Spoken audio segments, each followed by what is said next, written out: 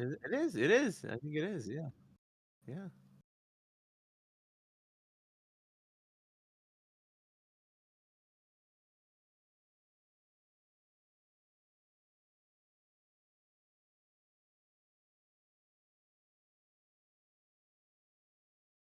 Huh.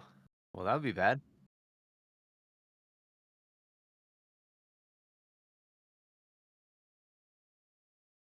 I could unmute this.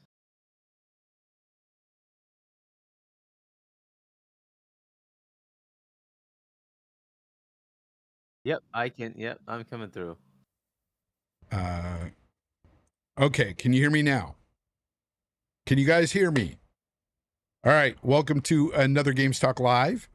Okay, well, I gave shout outs to you guys in the audience here. Thank you for being here. Chat, Boba Fett Gaming, Outbreak Gamers, Christopher 0555, Biff Rinaldi, Soil Tech. Thank you all for being here. I appreciate you so much, especially because Gaz is on right now, so he's taking up all the time over there. And by the way, he had sound issues too. I had to wait an hour and 15 minutes for that man to fix his shit. He finally got it right. And we went live, and I've been there. I was there for a couple hours and jumped right over here to get this going for you guys. And let's do that. How have you been, Hargeet? How have you been? What have you been playing? What have you been up to? Yeah, I finished up Horizon Forbidden West. Yeah, it wasn't that bad. I finished up Burning Shores as well. Nice. How did you like? Give it a score. Yeah. Ultimately, I'll give it an 8 or so. I think it was. Nice. Good enough. Nice. Burning Shores was okay, but the main game, I'll give it about an 8. Burning Shores was kind of meh, whatever. But okay, whatever, it's there. And then I started up Metaphor Refantasio or Fantasio, however you say that one. Yeah. So look, it's like kind of cool story. It's very similar to Persona, by the way. The structure. I played the demo. I played through the whole demo, and I enjoyed what I played. But yeah, it's very Persona-like. Yeah. So, but anyways, I'm near the beginning of that one, so I'm starting to do that, and it looks pretty cool. So. Hopefully it'll keep me going for the next whatever 100 hours. Nice. That game is gonna go.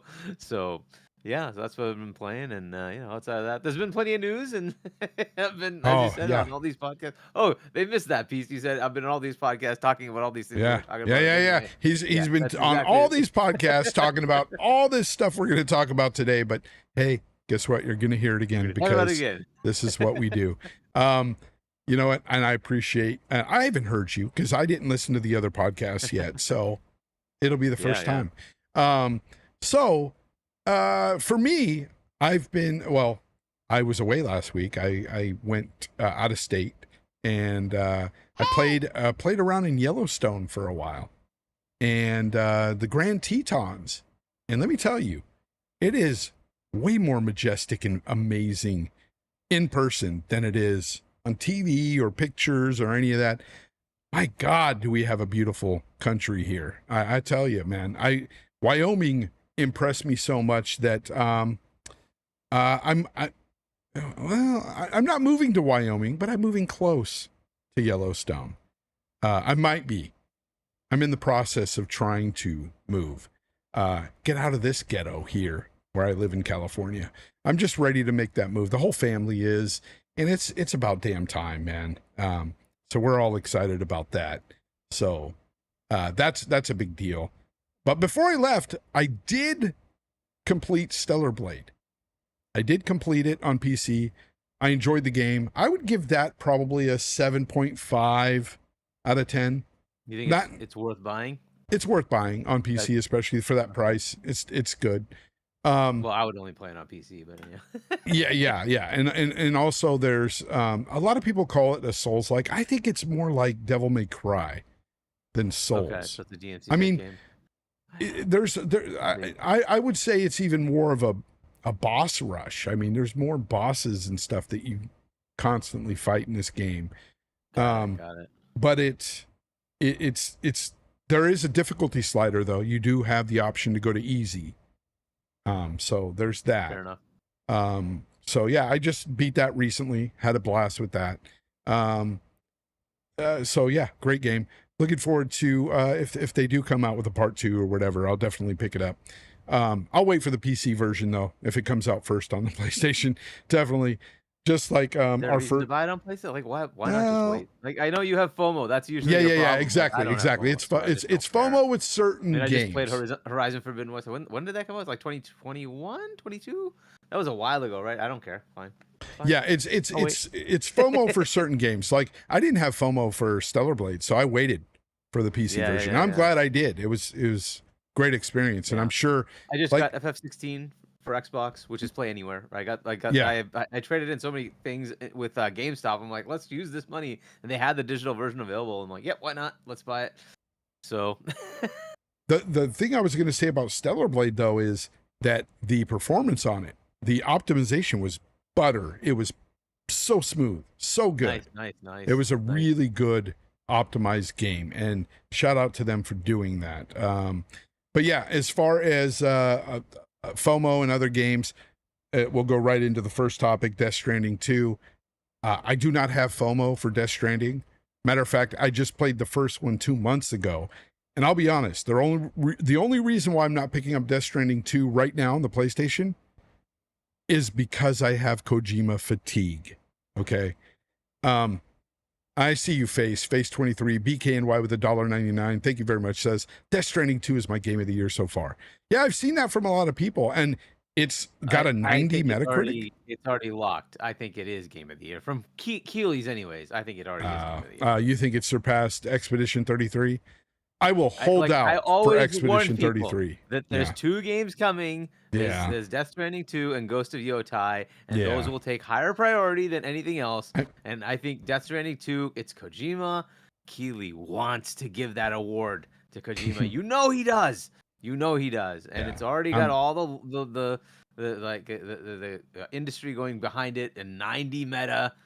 Dude, it's done. It's done. Yeah, I hear you. I hear you. You have a good argument, but at the same time, I'm still like this when it comes to Expedition. I hope that still takes it. It doesn't matter that the game is good. It matters what the voters think, voters, right? And the voting community that he has is very pro PlayStation. It just is. And so this is a PlayStation exclusive. It's going to be it. People didn't believe me when I said Astrobot was going to win. Like it was, I told you guys that like mid-year, it's going to be game of the year, guaranteed. It's good.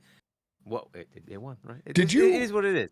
Did you play Death Stranding, the first one?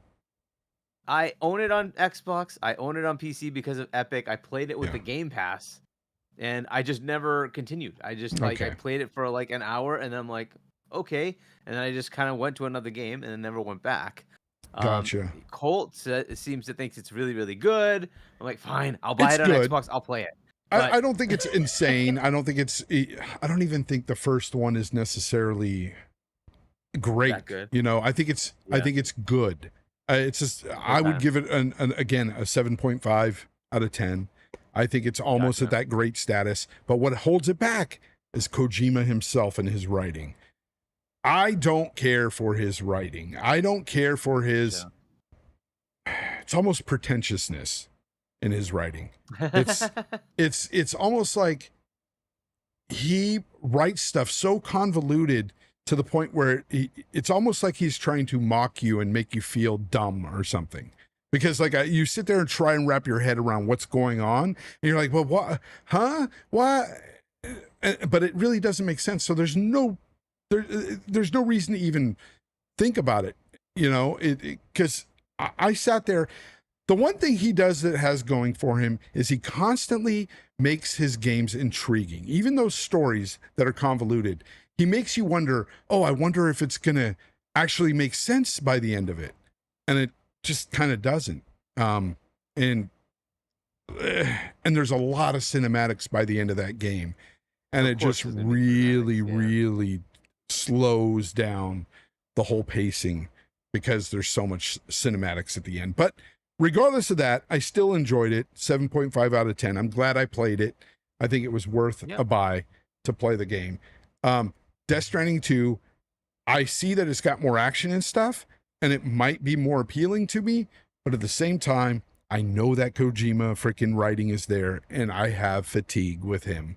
So I'm not jumping. I don't have FOMO at this game. I can wait till next year to play this, and I will. I'll play this on PC. For sure, I'll play this on PC, and I'll have a good time. And maybe next year I'll say, hey, it was a great game. Maybe it'll hit that 8 for me, or even 9. Who knows? Because it's got a 90 Metacritic, and that's pretty dang good. So yeah, exactly. So yeah, it's pretty cool. I'll give it a fair shot. I have not really put in enough time. I didn't like hate it or anything. I was just like, okay, Yeah. played, and then there was other games that were like more interesting to me. I just wouldn't play those. So I will give it a fair shot.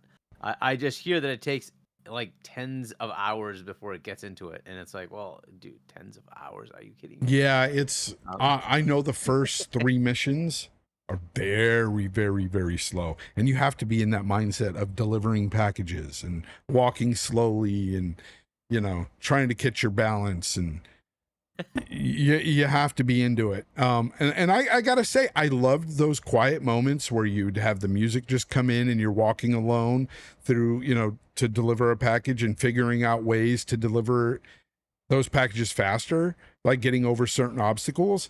That was really cool to me. I didn't mind that. But I wish it had more action sequences throughout, and it got more actiony towards the middle and end, but then like it just drops off when they put you through like 2 hours of cutscenes. It's like, come on, let me get back into the game. That's a normal Kojima thing, right? It's gonna be cutscene. But I'm looking forward to the game next year. There's a lot of that in Horizon, by the way. I don't know how you didn't finish it, right? But Horizon does that, right? A little bit of action, and suddenly you're in a cutscene. Like, well, hold on, slow down. Why am I not just playing here?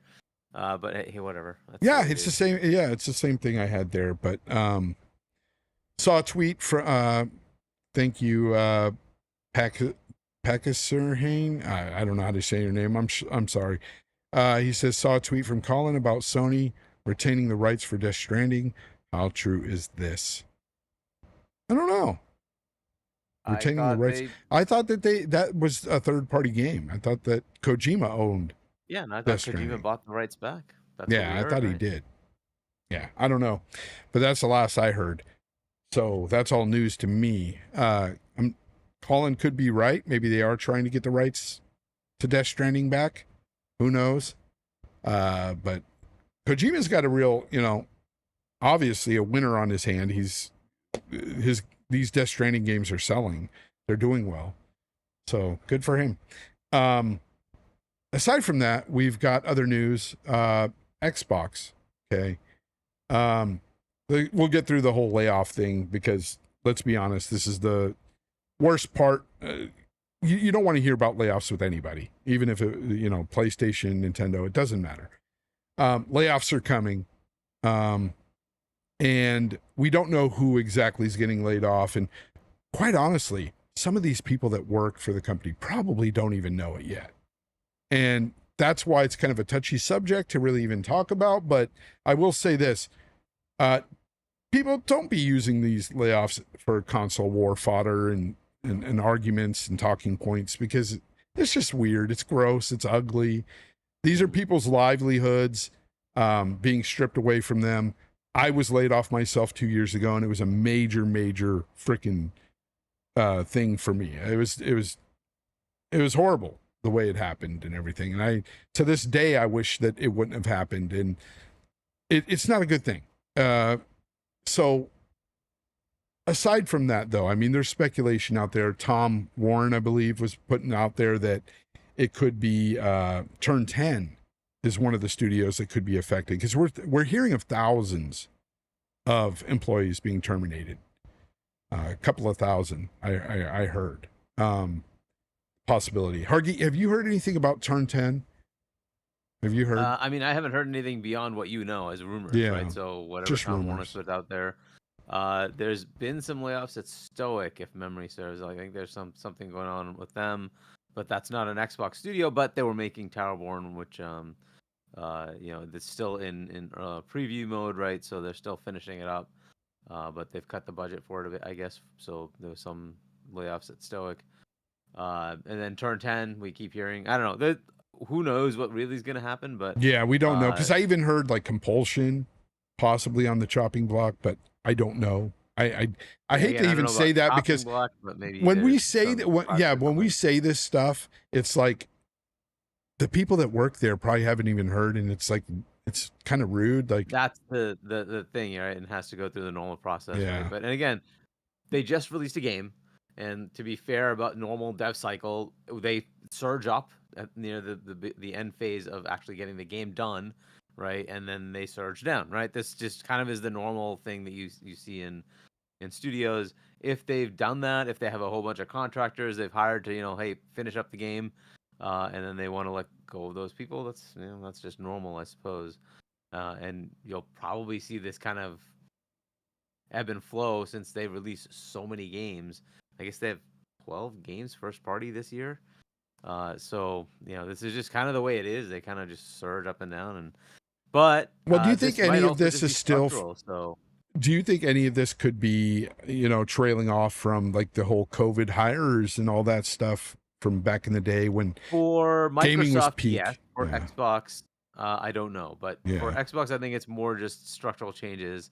But for Microsoft, that is what they're saying, and they're going to cut mostly their sales and marketing teams in Microsoft. That's not Xbox. That's for Microsoft, which did surge quite a bit during COVID. But yeah, whatever. So they're cutting Yeah. that. I think there was a number of like 3%, something like that, of cuts, something like that, of their workforce they want to cut. I don't know. So I don't know how true any of this is, but we will find out. Apparently, they're going to do it in July, which is very interesting. They're going to do it after the fiscal change. All right, cool. This Fiscal is year ends on 30th. So, this is actually really unfortunate. But my yeah. I have an OLED monitor, and it does this thing every now and then where it has this OLED care, and Yeah. Oh my the panel gosh. protect. And even if you don't want it to go, it's like, we're going to do it anyway to protect your panel from burning. And it's Yeah. happening. So you can still hear me, but Yeah. I'm not going to be able to see anything, read anything for like the next 4 minutes. But Oh, yeah. yours doesn't have the option to say no? Oh, it does sometimes. But if you keep saying no, it'll say, F you, we're going to do it anyway. So Oh, wow. yeah, I'm at that point where it's just a black screen and it's doing its thing. And in about 4 minutes, it'll be back on. The only bad part is I can't read the chat. And I love reading the chat. So I apologize for that. But yeah, these layoffs suck, man. Yeah. I don't like to hear about any layoffs, and just because, I've been through it, but not even that. It's just, you got to understand that these people are just like you and me. They have families. They have to take care of people. Even if they don't have families, like, they have to take care of themselves and stuff. And it's unfortunate that this shit happens. I wish that these big companies, especially a big corporation like Xbox, they make so much money. I wish they could, like, maybe, some of the executives could take less freaking bonuses and things like that to save these people. But when you're talking thousands of people, there's got to be a big reasoning for this. Like, production just might not be at the level where they thought it should be. And that happens with every company. And Yeah. I don't know. It's just, it sucks. Yeah. And well, I don't know about Turn 10 specifically if you're thinking about them, but as far as Microsoft themselves, they just it's the usual stupid quarterly financials and then annual financials and then, hey, we just got to make the books look better. I'm so used to this crap. It is what it is. And so you've they have seen that at other big companies, right? 30-ish. Oh, it's very common. This is Yeah. just so common. I for 1 year I worked at Motorola, and this is back when Motorola was a like very large company. It's like 35 billion in revenue per year. It was a massive, massive company. And every quarter, dude, every quarter, we're letting go of this many people. And then right after the quarter, and Wow. okay, now we're hiring this many. Like, what? Why did you like whatever? It's just every time. I'm like, whatever. It's such garbage. But this is just the way it is. They have to, make the books look good, and then well, in the financial reports. Yeah. Well, let's talk about something a little more upbeat. Let's talk about. I was gone for this news. I read a little bit about it while I was away, but apparently AMD had come out and said something with a partnership with Xbox for their next console, and the internet kind of just burned. Like there was a lot of people out there still to this day mentioning something, Hargeet, about how this next Xbox is nothing but a glorified PC with an Xbox sticker slapped onto it. And I'm like, what do you think the Series X is? What do you think your PlayStation is? Am I wrong? Do they not realize? They probably don't realize this. Look, I've done development. Well, I probably shouldn't even mention these things. But I've done development work for the consoles to try to like bring hardware to it, and so they're literally like the PlayStation 6 is essentially, just think of it as a Linux box. It really is just, it's BSD, but it's running like Linux stuff, and so you can make hardware for it, and you're really writing Linux drivers and shit. It's all Linux, and like that's all it is. It's a freaking Linux machine, and on the other side, it's Windows. That's it. It's just Windows. So it's not really anything, spectacularly, different from what you currently have. Yep. They are PCs. They are absolutely x86 PCs. Okay, and you can absolutely do all sorts of fun things with them. I mean, how do you think they run Windows emulators on an Xbox today? Because it's running Windows, you can do this. Okay, that's what it. Come on, guys. It's already there. It's just how much functionality they bring forth for you, and make it officially available to you. So next gen, they're just going to add in the ability to say, you know what, we'll add a few more Windowsy things, and you can now run those storefronts from Epic or Steam or something like that. That's it. They're not really changing much. It literally is Windows. It's your current Netflix app is a Windows app on your Xbox.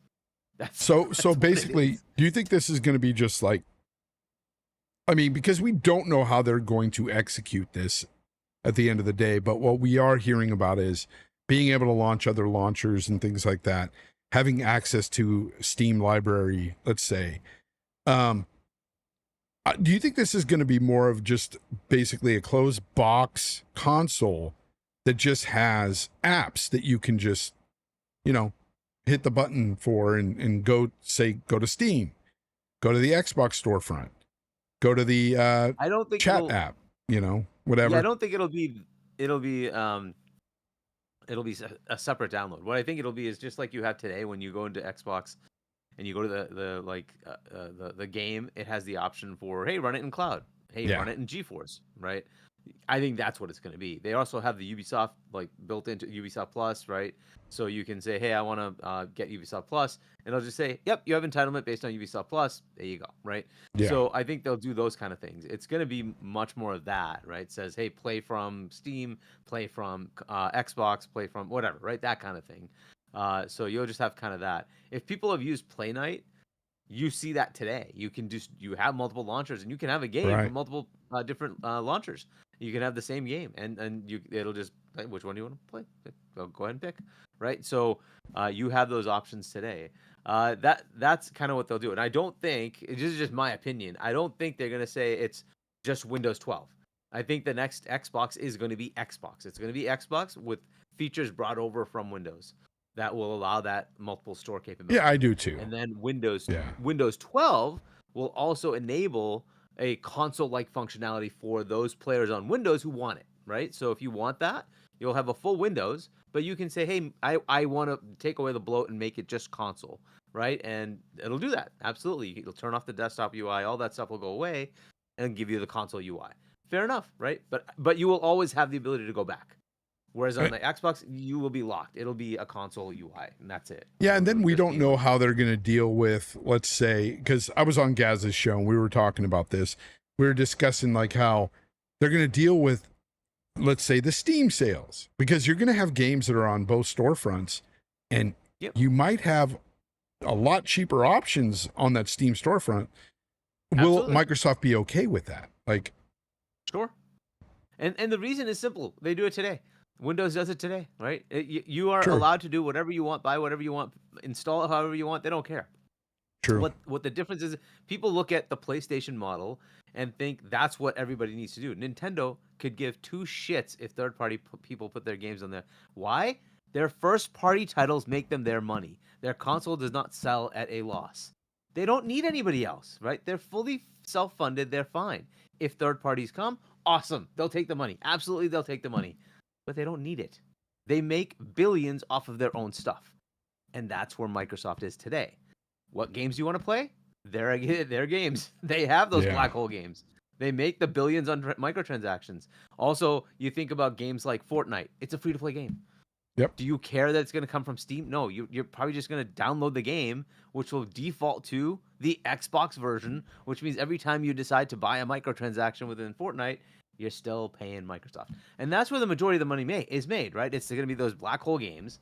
Yes, you get some money from all these third-party publishers that put out their single-player games and all that. It's very minimal in comparison to those black hole games. That's where the majority of the money is made. And that's not from me. That's from PlayStation. That's where they make their money. They just put that out there.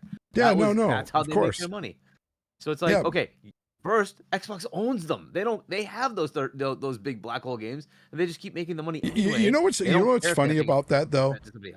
This is not the first time PlayStation has put that out there. This was put out there back in the PlayStation 4 era too, saying that microtransactions make up the most revenue that they've got coming in. Right. It's not the games, it's the microtransactions, it's the DLCs, it's those sort of things that make them the most money. But not to shift gears here at all, but the PlayStation, I was talking about this over there when you were bringing up PlayStation. God, I lost my train of thought. Oh my God. Before I get it back, let me get this. Game Seeker. Thank you very much, Game Seeker with the 2 says, Fonz, how do you enjoy the crisp, clean mountain air? Oh, I loved it. I freaking loved it. I loved it so much, I want to move there. Yes, that's how much I loved it. I like the outdoors. I've always been that type of guy, though. I love camping. I love hiking. I love all that stuff. But yeah, going back to Microsoft and this console, let me ask you this, Hargeet. What do you think can set this box apart from the competition? Like, not only the obvious that it's going to play, that game or this game, from Steam, maybe even the PlayStation, but what is going to be what do you think could be a driving factor to entice people to buy this? Outside of that, that is up to the level of knowledge the consumer has, right? So one of the things that it'll give you is you have Play Anywhere, right? So if you buy games even on their store, Play Anywhere, they'll give you the option to play it wherever you want, right? So I was hoping you were going to say Play Anywhere because that's one of the things I was going to bring up. It's one of the compelling features, right? Yeah. Is that, hey, you know what? If you want to buy it once, just like I did Final Fantasy 16, I bought it. I know it's available on both. Right, and I've heard performance issues. Right, I'm like, oh, okay, cool. If it doesn't look good on my console, I've got the 4090. I'll just flip over and play it there. Right, no problem for me. I don't care. I have both options. Right, so I just turned on. I tried. I went back to Doom after the path tracing just to see what it looks like, and yeah, of course they've added. It's when I turned on everything full, it went to 30 frames per second. Wow. On my 4090. I'm like, holy shit. On which game was that? Doom the Dark Ages, when they added the full path tracing. Oh, They've added that patch. So it cut. I have a 7800 X3D and a 4090, right? Which is a pretty damn high my level. God. Yeah, it's top of the line. Yeah. And it cut down to 30 frames. Wow. Like, holy shit. So I had to cut back a little bit. But anyway, so how'd it look though? Really impressive? Oh yeah, So the beauty of path tracing is it basically looks like natural lighting now, right? It's actually like everything looks like it's natural, so it looks pretty good. But anyways, so either way, I can play Final Fantasy. This is the thing I like about Play Anywhere. You buy the game once, or it's in Game Pass. That's another big feature they have is the Game Pass, and that will always be part of their store, right? So you get that opportunity. If somebody wants to publish a game in Game Pass, they're gonna have to put it in that store. And so you'll have it there, and then if you buy it in their store, you get discounts. All these things that just add up. It's just value. Now, why would somebody want to be on that box? Well, Game Pass is part one, right? The other things are what features they bring, right? So people didn't, including me, didn't care like quick resume. Whatever. That sounds like marketing fluff. Then you play it and you're like, oh shit, this is actually yeah, exactly. I was going to say, what are you downplaying quick resume? That honestly was a freaking quality of life feature. Yeah, it's so good. It's when I go to PC that I miss it so much. I love quick resume. It's so good. Yeah. But yeah, so like that is, and they're looking to port that to 12. So hopefully when Windows 12 will have that. That's awesome. But that's the kind of thing that they'll give you. Right? But yeah, no, all good things to say. But then you go back to it being able to play literally everything. Like, And that's the thing, right? So they're going to give you a box that, I mean, officially and unofficially, like officially, you will just have access to your back cat of Xbox One, 360, etc., whatever, all that games that you have, along with all these other stores, right? In a console format, that is a very compelling device, right? So you will never deal with, oh, it has these driver updates and all. It's all, a console. It's all very locked down, so everything's clean and consistent. But you have access to like the millions of games that are available on PC. dude, you have access a to whole PC games that you've never been able to have access to on a console. Exactly. You just get a That huge is crazy. boost there. Right. So do you think that they'll have to add peripherals like keyboards and stuff? They already do. You can do that today, right? Yeah. Keyboard and mouse is available on Xbox. Absolutely. You can play games, keyboard and mouse. Yeah. It's absolutely available. Because some of those games you're going to need it. Yeah. Yep, and they'll just have to have the caveat that, hey, in other stores, these games may require keyboard and mouse, right? Yep. They are always, you must do, if you're going to do keyboard and mouse, no problem, must always support controller for our console players, right? Because that's the peripheral they include, right? But hey, if you go to another store, that requirement is no longer going to be there. You will have to accept that responsibility on yourself to go get the peripheral needed to play it. But that is the thing. You will be able to do that. And so that is one of the main compelling features. And of course, you get to play all those games from other platforms. So, you can today emulate a PS1, 2, 3 on PC, right? That is available. You can do that on your console. If you look it up today, you can bring those emulators over and you can hack them into your Xbox Series consoles, right? I don't know if PS4 games would work. PS3 games might be iffy on a Series S or Series X, but on PC you can grunt it. You can make it work, and the next console may have enough oomph to do it. And so you'd basically have, like, officially through Steam, most of the PS4 and 5 games are there. You'd have, the PS1, 2, 3 library if you want to. Look at you putting out this messiness. I love it. Well, I'm telling you what PC does. PC. Yeah, I know PC it does. Is so awesome, right? You get everything. Yeah, my son has emulators on his PC you want too. The GameCube games, you get everything. It's got everything, and essentially, that's been available on Xbox. You have to go to dev mode, but you can do that stuff because remember, it's running Windows. You get to bring those over today, right? So if people like those features, they're there. If you want to have like basically a machine that plays every bloody game, you got it. And that's what it is. So, versus the lockdown ecosystem of buy it on PlayStation, lock it to PlayStation. That's their model, right? You won't be able to say, I want to bring it to my ROG. Oh, sorry, you got to buy it again. And if there's some luck, they might allow you to have your save transition. That may not always happen. Whereas Xbox's version, cross progression, all done for you, right? So that's going to be the compelling thing. Most of the other publishers are getting on board with that cross progression should be there. Right? Yeah. Even if you're going from Steam to something else, that one's usually the big, oddity is console to Steam. They sometimes don't have it. I think that hopefully breaks down for all of the games. That'd be awesome. And that's what you need to have. So that way you can go to whatever device you want. Your progression just comes with you and you don't think about it. You just play it. So Hargeet, I got a lot of flack online for stating that I thought Play Anywhere was really cool and like it's a game changer, for a lot of people. And people are like, people are out there getting mad, like Steam's done this forever. And it's like it's just available on everything that has Windows. Well, Windows is on all these devices, so of course, but that's great that you just buy it once on one system and you could still play it wherever Windows is. That's the whole point. And Windows at the end of the day is still Microsoft, so it's still a thing that they have going on. Whereas Steam, sure, you can play those games wherever Steam is, but Steam is not on a lot of devices. It's very limited. Is the thing, right? And so, you can't buy it on Steam and play it on PlayStation, for instance, right? And so it's limiting. So that's the thing that Microsoft is breaking down the barrier there and saying, go ahead, we don't buy it in Steam and play it on your Xbox console. Well, fine, no problem, right? Yep. They're gonna go down that path, right, and say that's totally fair. And will PlayStation follow suit from the things that they're saying? I don't think so. They should, and they can. They absolutely can. They can totally do it. Linux is it's as I said, it's got a BSD core underneath it. You can run Proton and do the same thing as Steam Deck does. You can absolutely do that today, and they can make a partnership with Steam and say it's available. You can do that, but I don't think they will. I think they're going to be stuck in their old ways. We will see how well that works for them. They do have a very recognized brand. Perhaps that's good enough.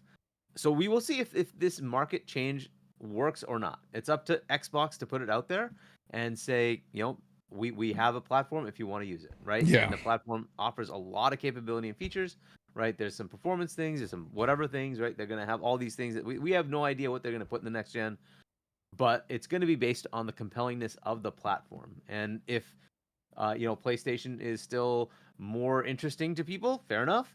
I just find nothing. PlayStation does nothing for me. Their games are on PC. I'll be able to play them on my next Xbox.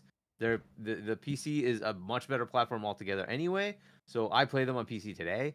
I don't see what value when they bring one game a year. That's what they've said. They bring one game a year, and that is what they've been doing, right? They bring MLB The Show, fair enough, and then they bring one. Yeah, game for a year. somebody like you who doesn't, who stated already that you don't have FOMO, so you can wait for a game or whatever. So PlayStation 6 is really out of the question for you. But to those who like PlayStation games and have that FOMO with those games, I understand them getting a PlayStation 6. They want it, yeah. But the problem is with PlayStation right now, and I said this on Gaz's show, is that right now it seems like their focus going to live service games has really impacted not only the production of their current studios, but also the fact that it's going to hurt them in the future because they've doubled down on it. They want to continue to work on these live service games, whereas these studios could have been making these games that have been successful for them. And the reason why a lot of people state they buy PlayStation 6s, and instead it's the top management just spitting in the face of their gamers saying, no, we're going to continue with live service because they want to chase this dream of creating this next Fortnite or whatever, because they know that microtransaction revenue is where they make the most money. And it's sad. Yeah. It's sad that they've changed in that way, because I'm in the camp for, there are some Sony guys out there who do state that they wish they would just stop at the live service stuff, or at least not put all these studios trying to make these games, but just continue on with making the games they were good at. The tried and true single player, call them what you will, the sad dad, over the shoulder, walking simulators, whatever you want to call them. That's what has got them to where they're at today. And I just think that the live service push for them has been really awful. And I don't see it changing much either. Shout out to Zocker, by the way. Zocker, you're 100% right. Cross progression should be a standard today in 2025. Yeah. I think cross-play, cross progression, that all should be standard today. That all should be. Hey, Zocker. Yeah, it's good to see Zocker. Yeah, so I don't want to pile on them for that, though. Unfortunately, it's what they need to do. They do need to get to that live service that gives them a continuous revenue stream. I can't begrudge them that, but you could see it's damaging their brand right now. It's damaging. It is. Yeah, it's hurting them. And it's hard to do that, in a good way, right? So they were hoping that they could try to build a new game, buy some, and pretty much everything they did sucked except for one. Helldivers was the only big success they had. They continue to think MLB The Show is a live game. I'll just give it to them. Fair enough. It works. They keep putting it out every year, and it gets whatever revenue they want from it. Fine. That's awesome. Helldivers is the big success that they've had. Everything else, they bought Bungie. I thought this was going to be great for them. Hey, you bought Destiny. You're going to have some, capability here with live service, potential that allows you to spread that across your others. Great. And it has been the absolute opposite. It has absolutely epically failed. I still have very little hopes for Marathon. Good luck. I mean, hopefully it does something, but right now it just doesn't look like it's going anywhere. Yeah. I don't think Fair Games is going to go anywhere. And the rest of the games, they killed them. They killed everything. And it's like, well, so where did all that go? I don't know. And they're continuing with Team LFG with Gummy Bears, and I'm like, what are you guys thinking? Yeah. Like, fine, I whatever. think that's just the code name, Gummy Bear or whatever, but still. No, it is that it's Project Gummy Bears. But what they're doing with it is go read the description. They put it out there. They have put out what that game is going to be, and I'm like, who's asking for this? Like, I don't know. I just whatever. Fine. I did not do ever it, look at it. Hopefully it'll work out. Yeah, there's a full description from Sony about what that game is, and it just sounds so ludicrous. I'm like, all right, fine, whatever. It's like they're destined for failure yet again. Wow. One of the descriptors was a frog type game, and I'm like, frog type? What the fuck is a frog type? Like, what are you even saying? Yeah, I did read. Okay, I did read that frog type. Yes, I remember reading that and going, "What is this? Frogger? Is Frogger coming back?" Like, yeah, no. Okay, whatever. I don't think your core audience cares about this. I don't know who you're looking for to come after this. Maybe it'll work. Maybe it won't. I don't know, but. They don't have Microsoft money. That's kind of the problem, right? Microsoft can see, hey, Minecraft is a massive thing. Let's just go buy them, right? So they just dump the billions and go buy them. It's been a success for them. It's been great. And then they said, hey, you know what? ABK has King, which is Candy Crush, which just continues to make money. It's like, why not? Let's buy that.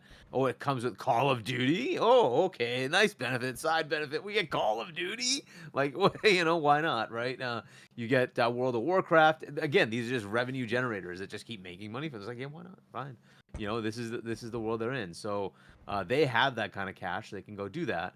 But it's tough for Sony to go do the same thing, right? Could they go get Roblox, for instance? That would be awesome to have. That's a massive game that's unlikely to dwindle anytime soon, but it's like 40-something billion market cap. Good luck. They'd have to spend 50 at least to get it, and it's like, well, they can't do that. Where would they get that kind of capital? And so that's the problem, right? So, again, I don't begrudge them doing this. I think it's the right thing to do because you need the revenue streams. They themselves have put that out there. Jim was flying everywhere saying, "Oh no, Call of Duty! Oh my God, how am I gonna make my games? I need the money from Call of Duty." It's just true. It is what it is, right? And they've reiterated, "Yep, that's one of the big games that makes us our profits. It is what it is." So, so I understand them wanting to do that. I do, but I agree with you. Like the production part of it, by the way, we have to also acknowledge they got hit by COVID later. That's really what happened. Like they're now dealing with the fact that they have a couple of year delay on most of their stuff. And but yeah, hopefully it'll kind of come back. I don't think they're ever going to match the output though. I don't know if you've seen like the graphic of like Xbox, I know, yeah, Nintendo, and then PlayStation.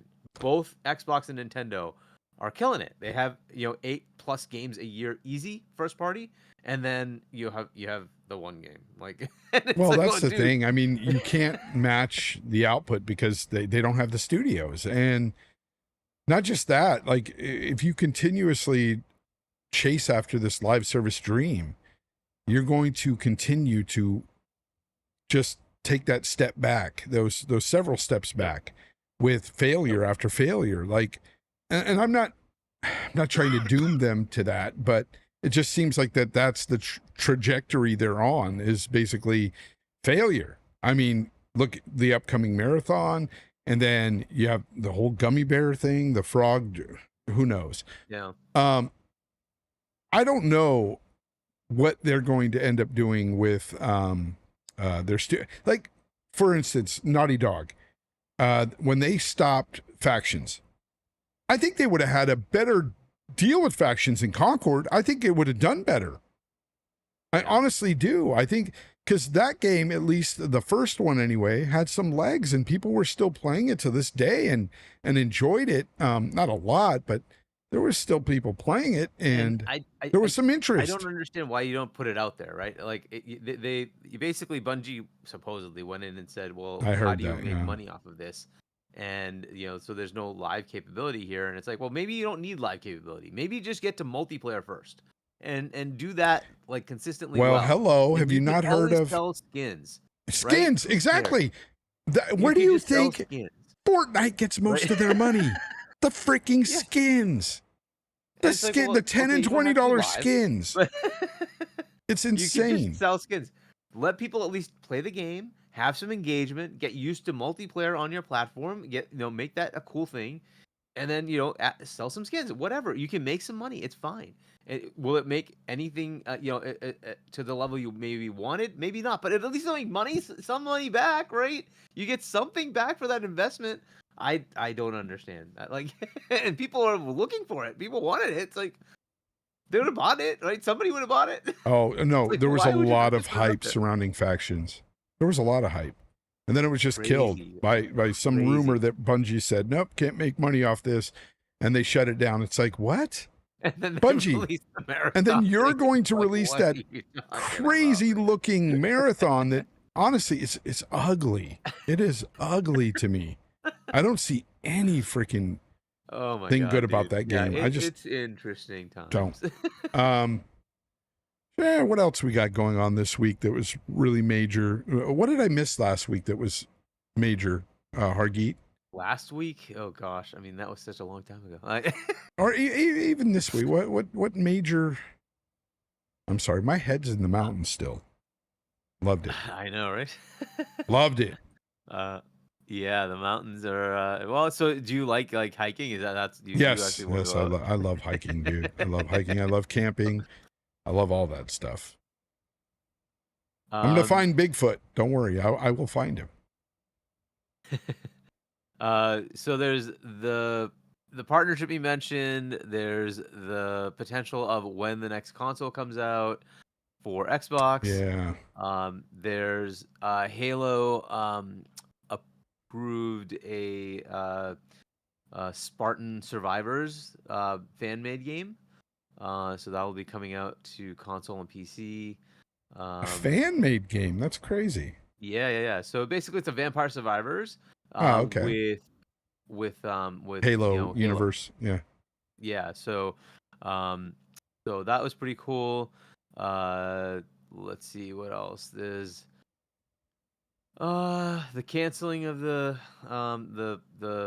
Xbox handheld, which had some more we stuff come out we about kind of that. talked about I that. think We talked might about have that. talked Yeah. about that. Yeah. What about this? Go ahead. Let me ask you, what was your favorite topic to talk about this week? Favorite topic. I think the most fun thing for me is simply next year's game library from Xbox plus the potential for new hardware. I think that So do you think it might come out the next hardware? That's a good thing to talk about. Because some people are speculating, it could be in 2026, it could be in 2027. What camp are you in? It's very interesting that Sarah Bond came out after the showcase and talked about their next gen plans. This parallels what they did with the last time, where they came out and talked about in June showcase their next gen plan. Then that that December in the Game Awards, they actually announced it. Here you go. Here's the Series X. Is it viable that could happen? And then, of course, the following fall is when the Series X and Series S came out. Following that pattern, yeah, it's viable that they're ready to go 2026. It also could just be they had to put this out there to stave off all this negative talk about them exiting gaming and exiting console. And it's like I don't know why people keep thinking that, but they do keep thinking that. So there is a potential that they would not make their own console, and they're like, no, we're making consoles. We're making consoles with our partnership with AMD. Now you could say, hey, part of that might be the ROG Ally, and is that a console? Well, they consider that a first-party console, even though it really is a third-party deal with them. Yeah, but they will make their own under the TV console. That's apparently the current. Oh no! That's just going to be a PC with a sticker on it that says Xbox. That's all that is. Right. So dumb. But anyway, so that is something that they came up and did. But if you just look at the pattern from before, it would seem like fall 2026. There is the possibility. One of the other things that's very interesting from just a normal, the other games that are in the arena. There is this big game called GTA 6. It's coming out in May, supposedly.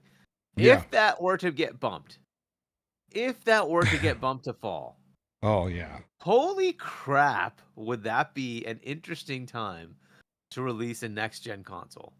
Because now you have a true potential for a 60 FPS version on an Xbox versus the 30 FPS on the current gen, right? Which is more than likely we all expect 30 FPS, right? That's kind of the expectation of Yeah. what's going to happen. But next gen could potentially have enough oomph to give it that 60. And if it does, boy, would that be a driver for that console when it comes out, if it comes out next fall, Yeah. for it to have some unit sales, right? To say, hey, if you want the ultimate experience, here you go.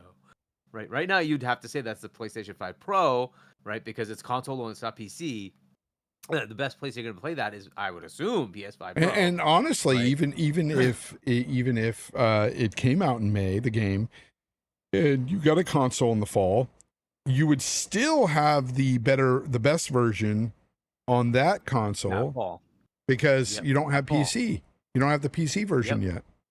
And they could absolutely talk about it because by then it would have been announced, right? Yep. Usually they would announce, even if they don't do it at the Keeleys, they would announce it like March, April, they would announce the new consoles, right?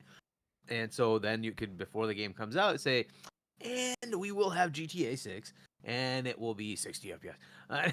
Right? So that could be one of the selling features, right? But anyway, so it's an interesting time, along with the fact that we're getting Halo, Gears, Forza, Fable, possibly Elder Scrolls, et cetera, right? Just Clockwork Revolution, all those games coming next year.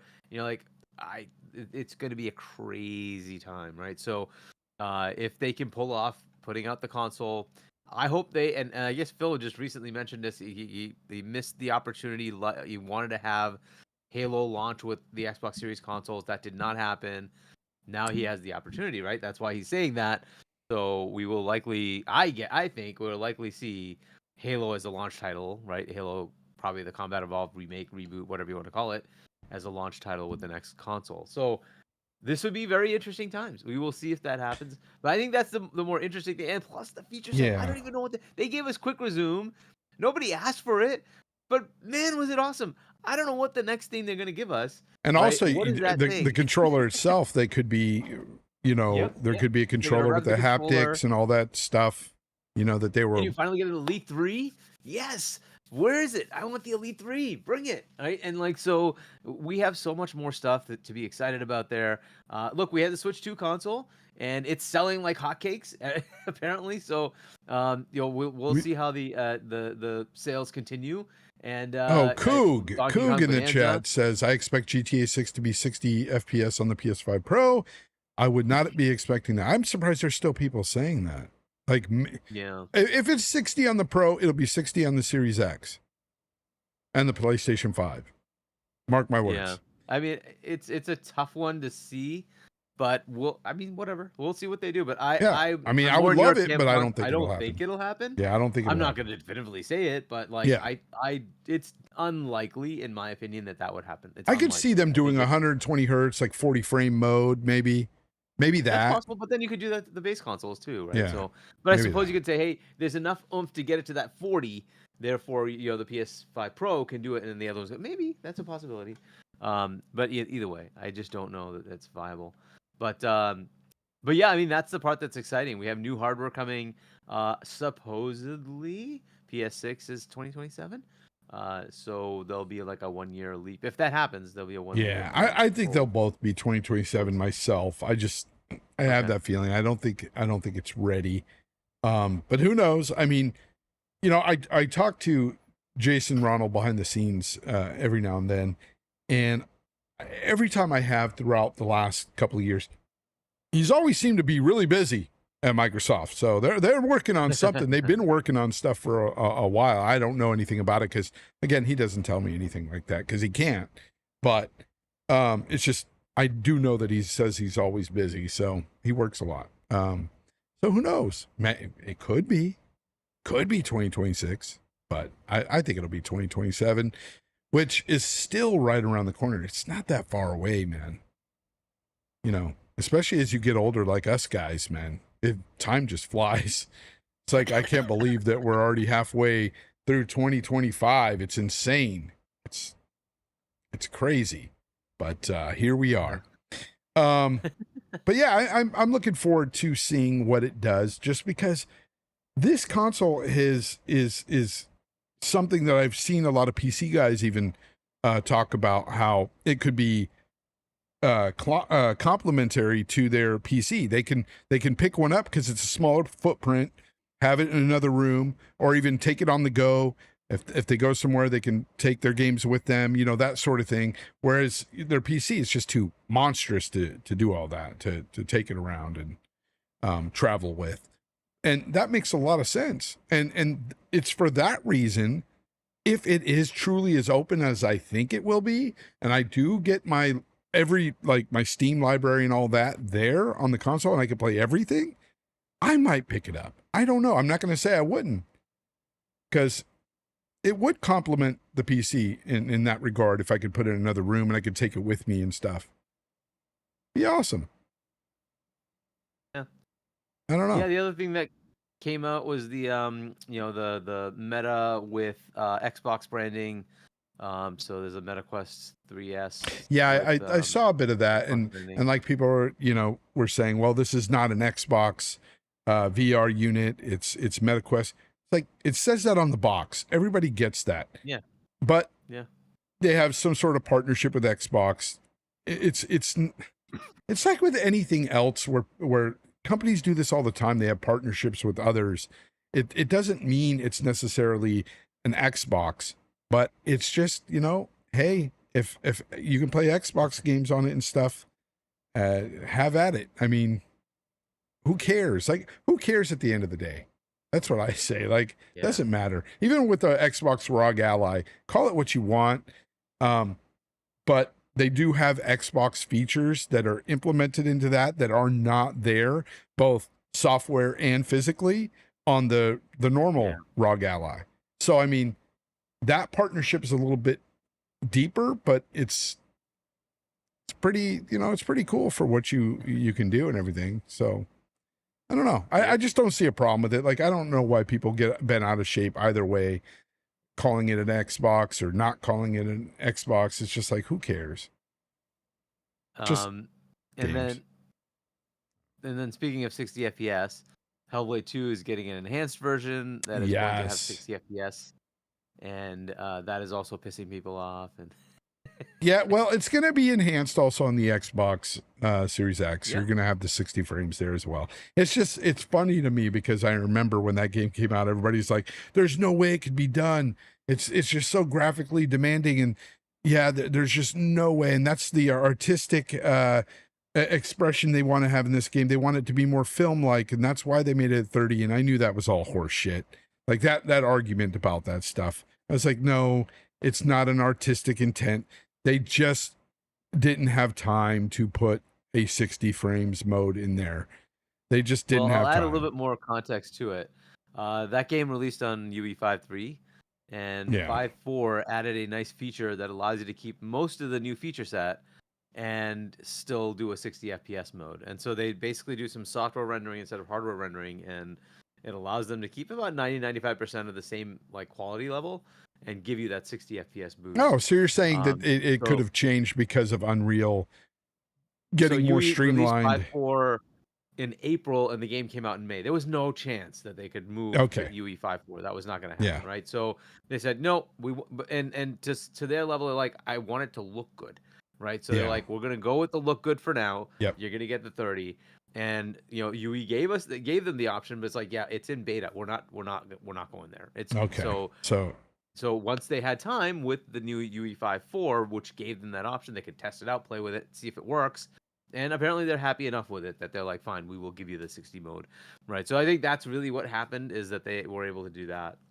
It still bumps it down quite a bit in quality, so you will notice it doesn't look as good, but it does keep those features of UE 5 available to you, right? Versus what used to happen before was they gave you, remember, like we always talked about this back in RDX days, like, are all UE 5 games going to be 30, right? And they finally gave us the thing where you could do a performance boost, but it turned off all the features. You basically went back to UE 4 mode, and so they said, fine, we'll just give you UE 4 in UE 5, and so it'll look like crap, but it'll play.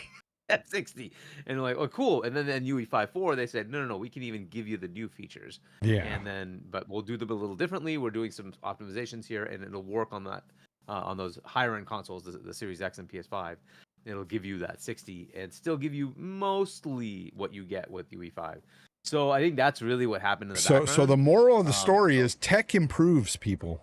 It keeps improving. Exactly. So it just keeps getting better, and you know. yeah. No, that's cool. I don't know. Shit.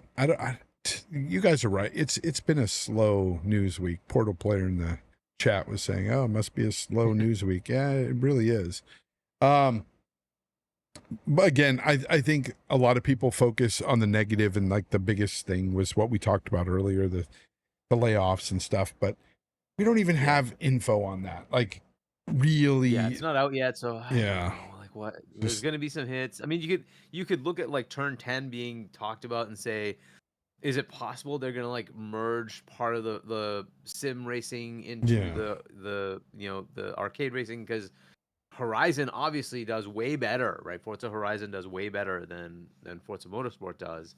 But even though it's a niche, it's like it's a big niche that people want to continue to see have investment in. But could you just add that as a mode, right? Does it have to be a separate game? Could you just say, hey, Forza Horizon 6, we'll just have a mode called Sim Race and or whatever you want to call it, and that the Forza Motorsport part of it is just part of that game. That's always a possibility, right? And that kind of takes away some redundancies between two different studios. Forza, the Motorsport team, the Turn 10 team, makes the base engine and still does the base content, and then hands it off to Playground, who does all the stuff on top of it. Could they just do sort of a collaboration? Sorry, going forward, and that is the game. And you don't have this separation of Forza Motorsport, Forza. It's a possibility. That might be what they're doing. Yeah. There's other potentials that they just decide. All right, let's ditch Forza Tech, which I don't know if it's a good idea, but ditch Forza Tech and move to UE5, just like everybody else seems to want to do. That's a possibility, and that would eliminate a lot of roles there, right? So I don't know if that's a good plan. But so again, it's hard to know what they're going to do until they do it, right? So like we'll find out.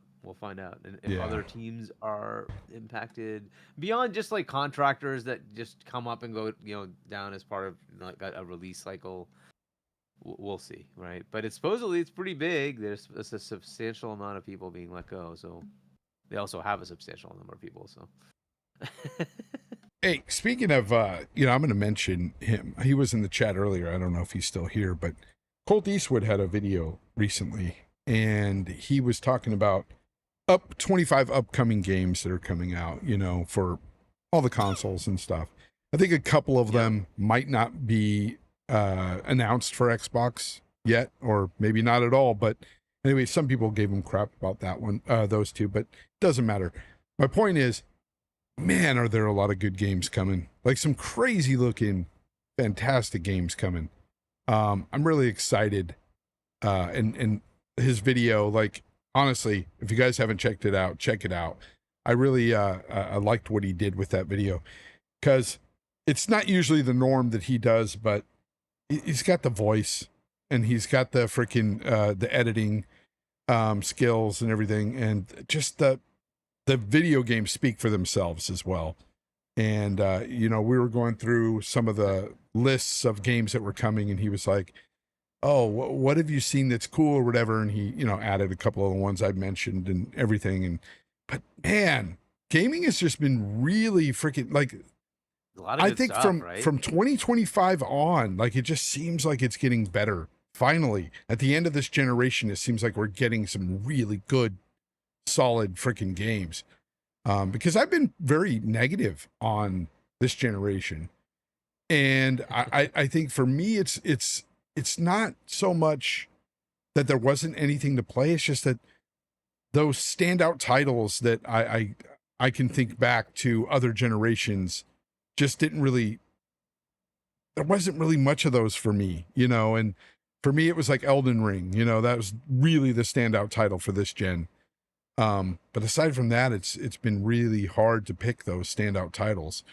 So I'm looking forward to a lot of these games. I love watching videos like that. I'm just mentioning it because I like seeing videos like that show me what's upcoming, because some of these games are in alpha. They're not even, in full production swing, but they'll show some of the stuff and it looks good even in alpha. So, yeah, I'm looking forward to that stuff.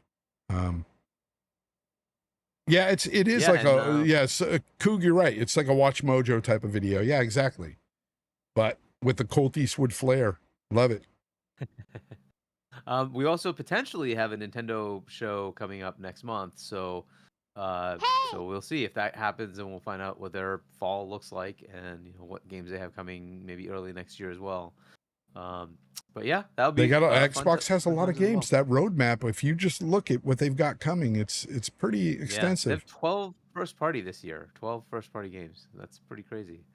So, well, first party as defined by Xbox, not first party as defined by hardware. Yeah. Ronnie Savage, thank you for the $4.99. He says, just got rid of my PS5 Pro. Wait, what? PS5 Pro? You got rid of it already? You just had it a week. What happened? No, I'm just kidding. I don't know how long he's had it. He said, never had an Xbox. In my opinion, PC is the way to go. Consoles really suck to me. I might even wait for GTA 6 to come to PC. Wow. I would. Given that game, it's going to be very, very demanding. And again, I don't have FOMO, so I'm happy to wait. I don't care. But Ronnie just chucked that PS5 Pro out the window, man. He drop kicked that son of a bitch. He said, I ain't messing with that thing. And he goes, an Xbox, I ain't having one of those either. Ronnie, you are a savage like your name implies, brother. Man, thank you very much for that. But he's like, F everything. PC's the way. You're right, though. PC is the way to go. Honestly, if we're going to be honest here.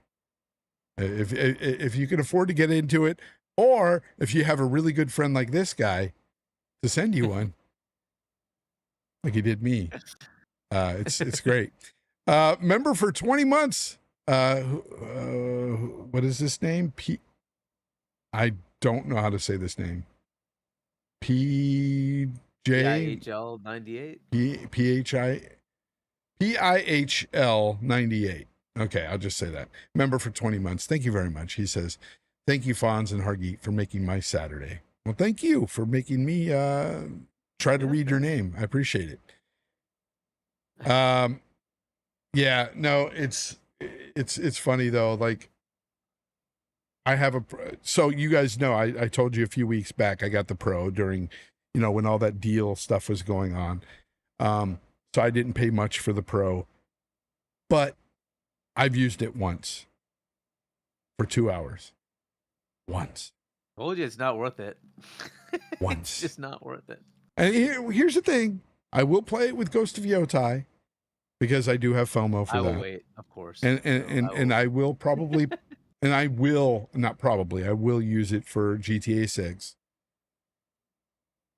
But that's all I could foresee right now for the Pro. But again, it's like with the deal and the trade in and everything, it's a couple of $100 out of my pocket. Wasn't bad.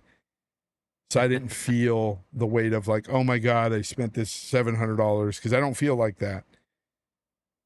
But yeah, if I had spent $700 on it, I probably would have felt that way. I probably would have had buyer's remorse big time. I still do a little bit, honestly.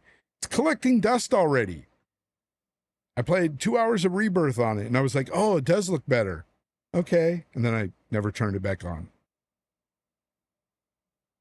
121p said I'm a fraud for that. Sorry.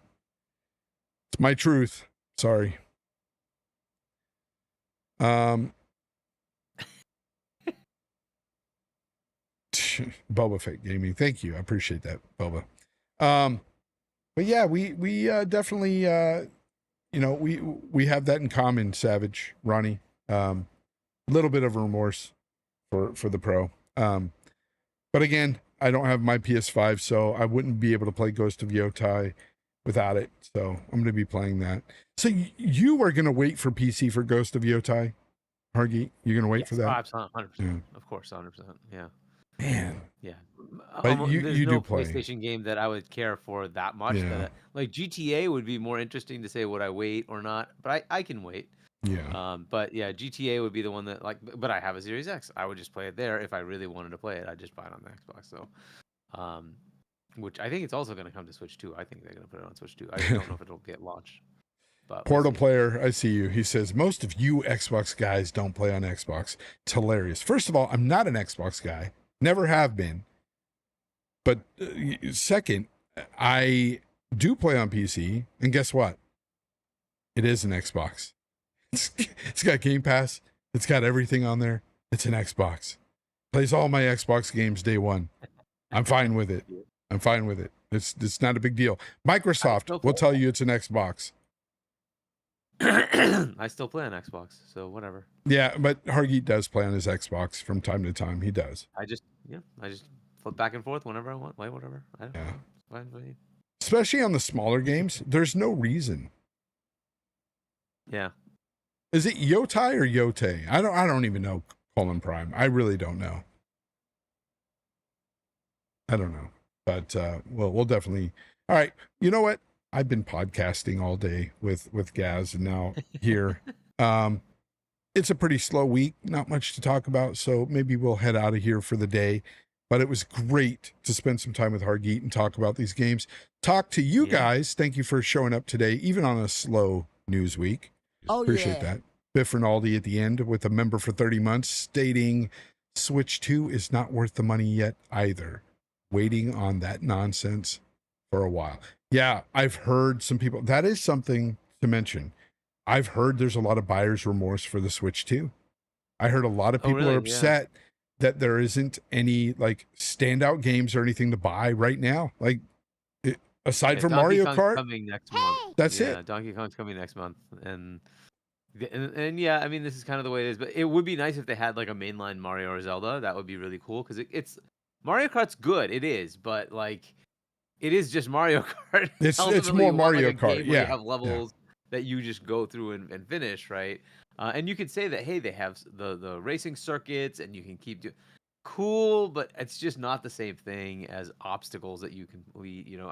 It just feels more interesting when you're playing an adventure game. So I think that is kind of a lacking thing. But Donkey Kong is coming and it looks pretty good. So I think that will make that a little bit better. But yeah, they're right in that it's the crazy. launch lineup is a little lackluster. But it's still is this the first time they've come out with a console that didn't really have that killer app? Because Switch had Breath of the Wild, I believe. People were buying it before the Switch came out. Breath of the Wild was both a Wii U and a Switch game. And like I don't know, that might be the case. I'm thinking like GameCube came with Luigi's Mansion, which I guess you could consider the mainline Mario, even though it's not a mainline Mario. The other ones all had a major, so NES did not, but Super Mario came out like a little bit after, or did it come up with it? I don't know if it came. I think it came out after, right? Especially when you look at the Famicom. I want to say that I think came after. They were hoping that Mario Kart would be that killer app, and it is a great app. Don't get me wrong, but I don't think it hit like a lot of people thought it would, or like Nintendo thought it would. Well, I don't think it's. I don't know. It's fun, especially if you have people around you, right? But if you don't, it's cool to just go through the races. Fine. I've actually had fun with it. With of all the things, my nephew saw it, and he's like, "Oh, I wanted to play that." And fine. You play with him. You can have it. Yeah, exactly. And I can put it on auto. They have like an auto accelerate and auto use your the power ups. Like, here, just have fun. And so he's trying to play. So it's very fun to watch him and see the interactions. And he's like, oh, and like jumping. That is really cool, right? That is part. That's been the best part about it. Is that I can just give him the Pro controller and he can kind of play and tool around, and you get to watch his reactions, right? And so that's cool. I've played a bit of Mario Kart World. Again, it's fun enough, but is it that killer app? Like Breath of the Wild was here I'm spending 100 hours just playing this game, right? And it was a fantastic game. So that is kind of missing. But all the other consoles, it basically Super Nintendo came out with the Super Mario World game, and N64 came out with Mario 64, and GameCube had Luigi, and then Wii. I don't think the Wii came with a major game. I think it was just Wii Sports, but Wii Sports itself was this very interesting phenomenon. It was an enigma, bro. Wii Sports Yeah, was an oddity that everybody just from the young to old was playing Wii Sports. It was loved it. insane. Like every freaking I remember I was at the time I think I was painting. And I remember going to different people's homes to paint and everything. Everybody had a freaking Wii and Wii Sports. Yeah, oh yeah. On the That's freaking TV. Grandmas, moms, dads, kids. Oh my God. Right? The Play bowling, the Woo! freaking tennis, the boxing. Well, the boxing Yeah. wasn't very good for the older folks because they'd get really tired. I would get tired nowadays playing that. But yeah, even back then, it was tiring. But yeah, so like we didn't, but and then Wii U, I don't know if they had a major one with the Wii U either, but Oh yeah, guys.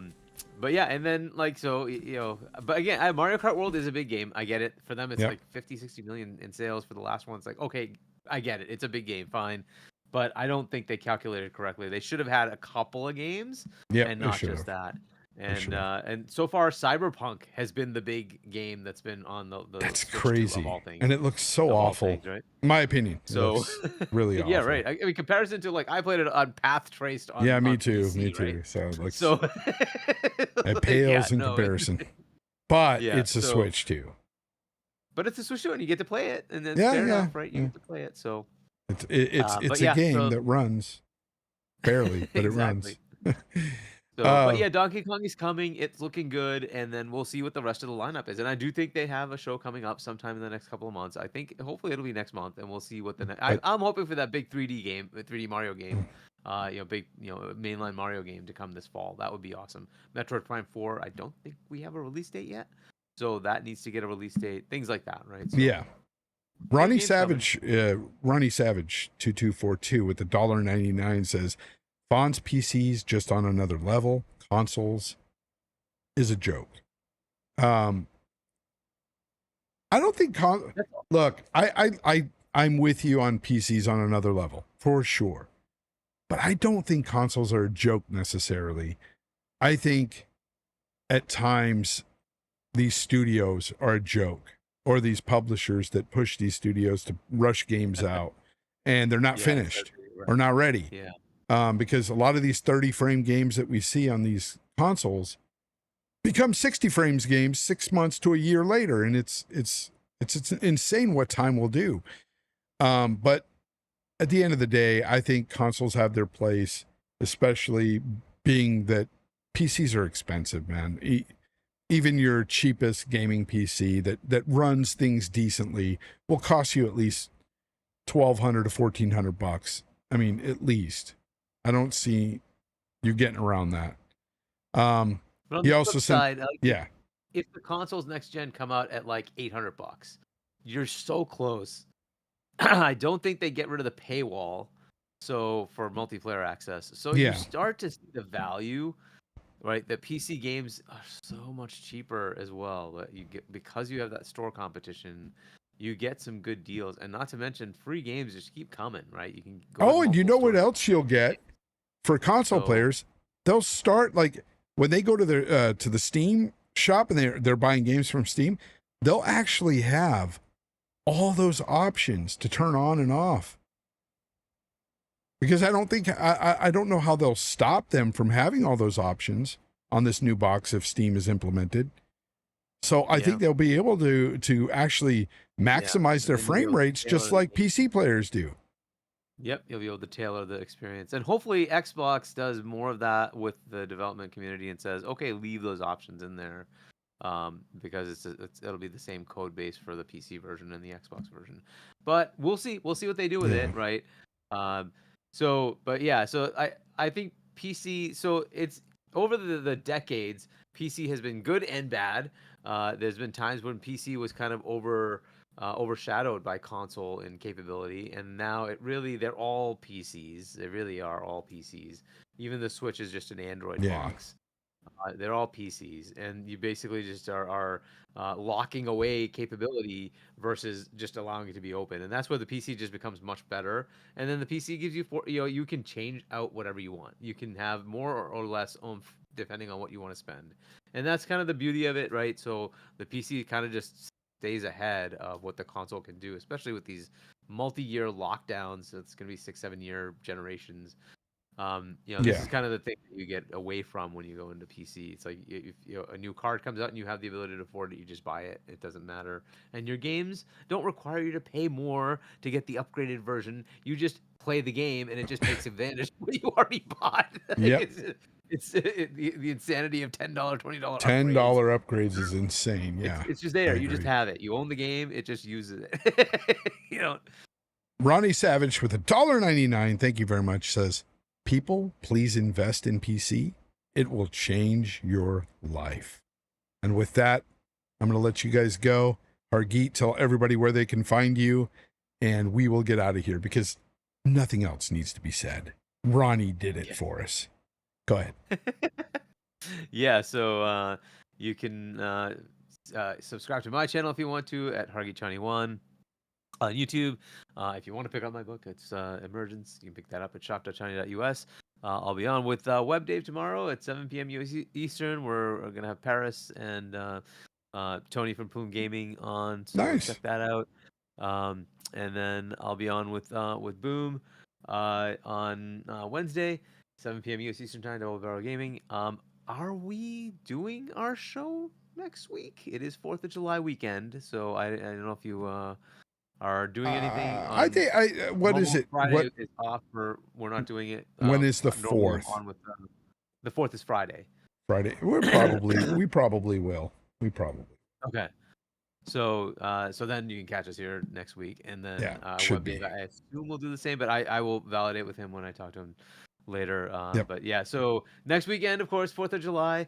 If we don't get to see you, happy 4th of July for all those in the U.S. Enjoy Independence Day. I will definitely let everybody know ahead of time if I happen to just have this feeling of running back into the mountains or whatever. But I don't think that's happening. I think we will definitely be on Saturday. That shouldn't be an issue. With that said, I want to let everybody know, thank everybody actually for showing up live and everybody listening after on demand. I appreciate all of you. And until next time, game on, people. And remember what Ronnie Savage says. Please invest in PCs. It will change your life. Buy a PC, people. That's what he says. And that's what I'm running with for this week to end the show with. Anyways, until next time, game on.